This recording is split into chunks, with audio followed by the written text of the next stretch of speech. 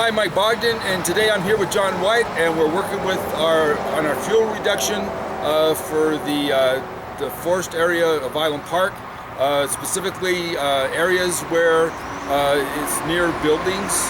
And so, John, I see you're kind of dressed a little different than we were yesterday. Yep. We're here to take some trees down, so we have to wear some safety equipment while we're out cutting. Okay, and you've got a crew here with us, and we'll get this show on the road. But the reason we're doing this part of the film is because we want everybody to know that your chainsaws are very deadly, and dropping trees can be very deadly.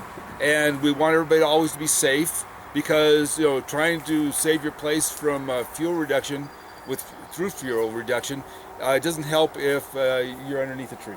That's right. So be cautious and be careful in all that you do in the forest, because things can go from 0 to 60 real fast, and we do not want to have accidents. Absolutely. We're here today with a couple other folks with us to help us take these trees down that we spent yesterday flagging and identifying as trees that we want to remove from this lodgepole stand. So we have a bunch of folks here that I brought in from the Forest Service as well. They are firefighters, and they are qualified and trained to use chainsaws. So Bart Hogan and Justin Beck, got them from Ashton. They work down there for the fire program. And we got some other folks here as well from Ashton that work on the fire crew, Brenton and Luke. So all four of these guys, including myself, are qualified and trained to use chainsaws. And we'll be using the safety equipment here to safely bring these trees down today. So these guys are putting on their safety equipment. They're now putting on their saw chaps. They've all been sized for their particular person, and everyone who's out cutting trees or brush will be wearing chaps. And it's not just for the sawyers, but it's also for those folks that are helping the sawyers cutting those trees. And these are this material is designed to stop a chain from moving and prevent legs from getting injured during the cutting process.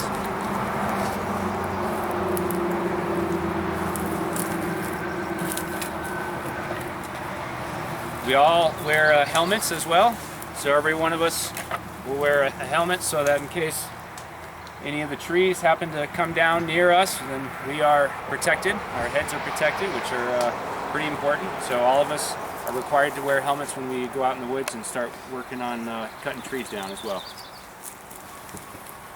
We also wear long sleeve shirts. We're required to wear shirts that come down to the cuffs.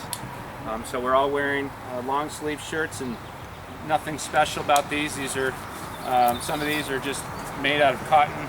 A couple fire shirts. We have a couple folks with yellow fire shirts on over here.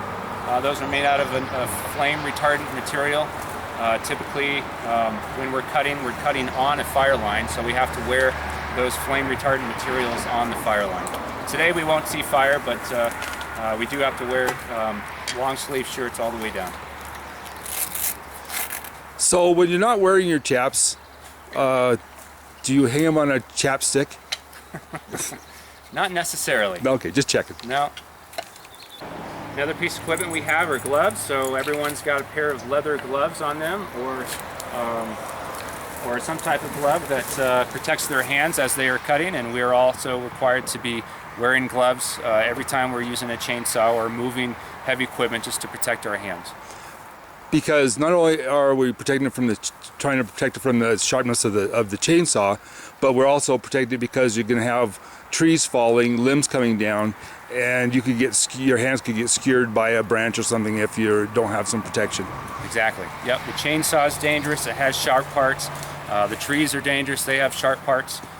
So we're just trying to protect ourselves in every way we can. So gloves are required.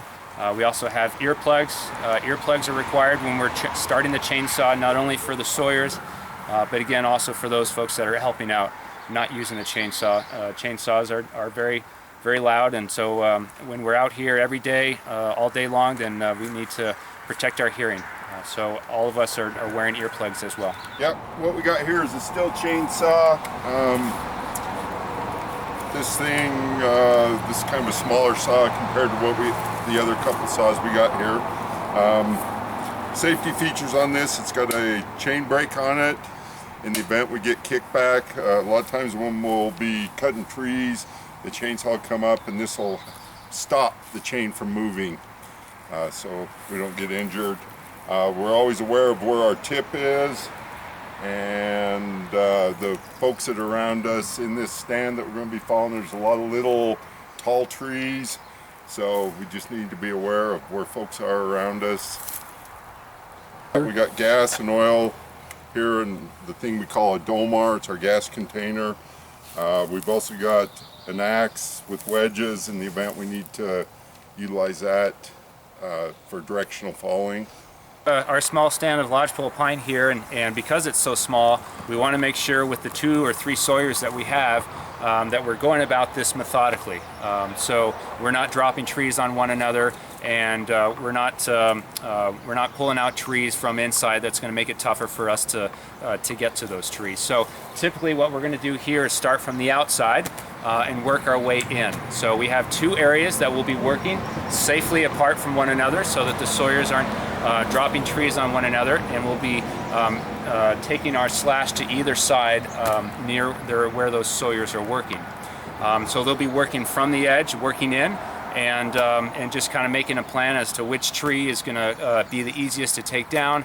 We'll get that out of the way, and then which is next. And so you just have to, in an area like this where we have a lot of trees flagged, and there's definitely going to be some trees that are easier to take out first, and then you go to the next one and after that. And so it's just a plan that you continue to analyze and develop as you continue to work your way through this stand.